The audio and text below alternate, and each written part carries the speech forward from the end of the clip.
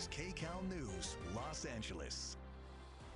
Now here at noon, a next weather alert. Extreme heat still has its grip on SoCal when there might be some relief. Plus, the Canyon Fire has burned nearly 5,000 acres west of Passaic.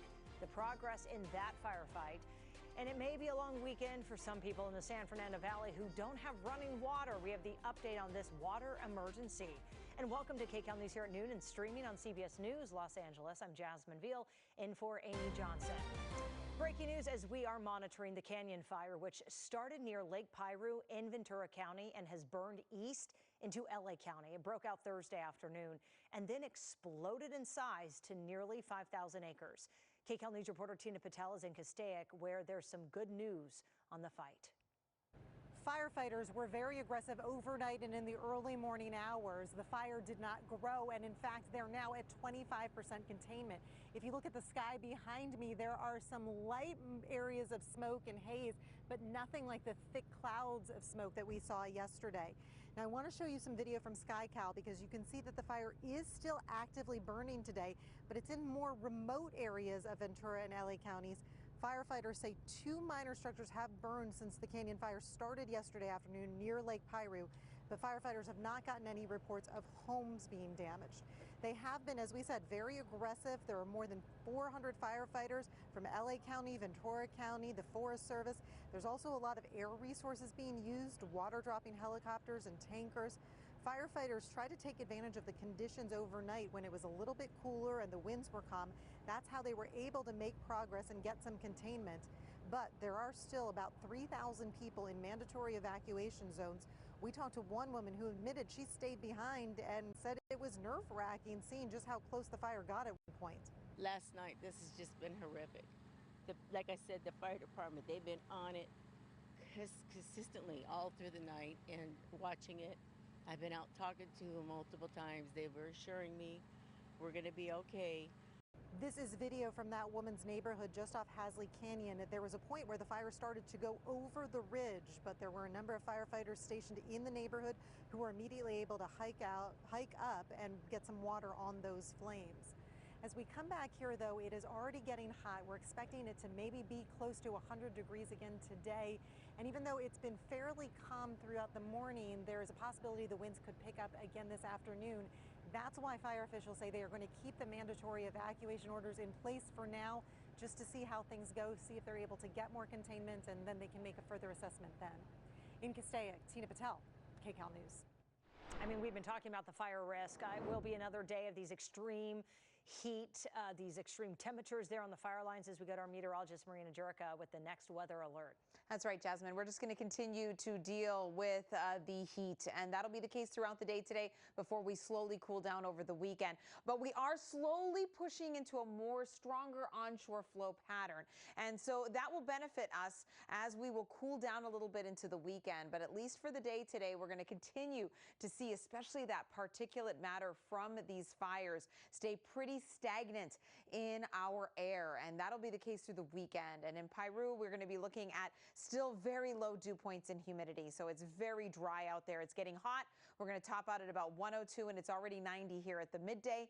And we are looking at winds now gusting up to 20 miles per hour. Winds were pretty quiet earlier, and now between that noon and about 4 p.m. time frame, we'll see some gusty winds, and then those will calm down as we head into the overnight tonight. But air quality alert is extended through Saturday now. It's going to be really the whole weekend and next week that we're going to be dealing with this. But all of our Santa Clarita and San Bernardino Valley locations, Inland Empire, 210 corridor, a lot of folks out there just really dealing with some very poor air quality. And it's going to stay very unhealthy for this region. You can see all of those reds and the oranges throughout the Inland Empire, all the way up into the valley. And that'll be through the day today and the extended weekend. But temperatures today will be the hottest. We were looking at triple digits in 90s. By tomorrow, though, will be about 3 to 4 degrees cooler. I'll let you know that full weekend forecast that is much cooler coming up. Jasmine. All right, Marina, temperatures and frustration rising in parts of the San Fernando Valley. Thousands of people have been without water there since Tuesday.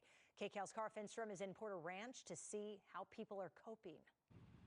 Timing on this could not be more unfortunate with this heat. You can see folks are lining up to pick up these cases of water. The last update we have from LADWP is it will likely take all weekend to fix that broken valve, and that folks should continue using bottled water for all home uses. We spoke with one woman who was a little confused because her water suddenly came back on last night. I went home and my water was on. I mean, I hadn't tried it because I figured it was off. I figured you'd hear on the news that they had turned the water back on. I was surprised. So you're going to be cautious until you get a more official word? Yes, I'm cautious about wanting to take a shower. I think I may come here because I spoke to another lady who was just here, and she said she showered here too, because I don't know about the contaminants that are in the water. And we are reaching out to LADWP to see if there are any updates. But again, the last official word is to continue using that bottled water.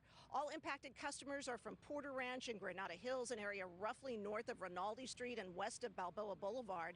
That boil water notice has been in place for days, with warnings that drinking tap water could cause stomach and intestinal upset. All right, let's give you a look at the work underway. LADWP trying to repair a valve at a pump station that broke on Tuesday. It cut off the flow of water to a 10 million gallon tank. The department says customers can help them get this job done more quickly by turning off all sprinklers and not using tap water for gardens, doing laundry, dishwashing, and even flushing toilets. And we want to give you another look at this water distribution site. This is going to stay open as long as the situation goes on. We are at the Holly Brinson Memorial Park. There are also sites at O'Melveny Park and the intersection of Tampa Avenue and Cessna Boulevard. That drinking water available for pickup. And again, we're trying to reach out to LADWP to get updates, but for now, the last official word is continue to use that bottled water. Cara Finstrom, Kcal News. And they are not the only ones. This afternoon, a boil water order is still in effect for parts of Malibu. LA County Water Works says the order applies to 2,800 customers west of Kcal and Solstice Canyon roads. A water main was temporarily disconnected during work on the new Solstice Canyon Creek Bridge. Caltrans says reconnecting the line turned out to be more complicated than anticipated because the line was buried under concrete. So the boil water order remains in place until at least tomorrow. Affected customers can pick up bottled water at Malibu Public Library and the Malibu Boys and Girls Club. A wild pursuit this morning of a stolen BMW that stretched from West Hollywood to Brentwood. Kcal was overhead as deputies tracked this vehicle during its slow trek into Brentwood. One deputy performed a pit maneuver on the car, turned it around. The suspect wound up crashing into another patrol car before hitting a curb. The driver, a woman, got out and seemed rather agitated, actually refusing to comply with deputies. They later swarmed her, got her on the ground, and arrested her. We have an update on that mail theft case in Studio City that we reported on earlier this week. Well, police say they've made an arrest. Detectives say the man in this video was confronted by community members, leading to a fight. His home was searched just on Thursday, and evidence of other mail thefts was found. The suspect is also being charged with assault with a deadly weapon for attempting to stab one of the victims who confronted him at that apartment complex with mace. Local political leaders speaking out against immigration raids, calling them unlawful. LA City Attorney Haiti Fieldstein Soto announced today that she has filed an amended complaint adding 13 additional cities across 4 counties in this federal lawsuit against the Trump administration's immigration enforcement activities. It is my honor and privilege to be standing with my colleagues from across this region to say we stand together. I want to thank the brave individuals who allowed their names to be attached to the complaint as plaintiffs. We stand here as government entities to lend our weight to the lawsuit. And that's Heidi Feldstein Soto speaking there. The class action lawsuit was filed by the ACLU. Those behind the effort say that they're not trying to stop immigration enforcement, just the methods used by the government. They say having armed and masked agents conduct these raids is not only unprecedented, but possibly illegal and unconstitutional. Now, the Trump administration maintains that the raids are being carried out legally.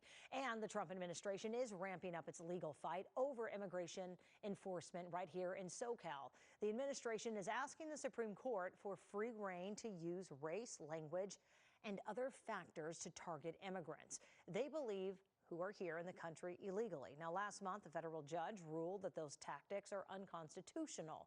She issued a temporary restraining order requiring immigration officials to have reasonable suspicion before detaining individuals, a decision that was just upheld a few days ago by the Ninth Circuit Court of Appeals.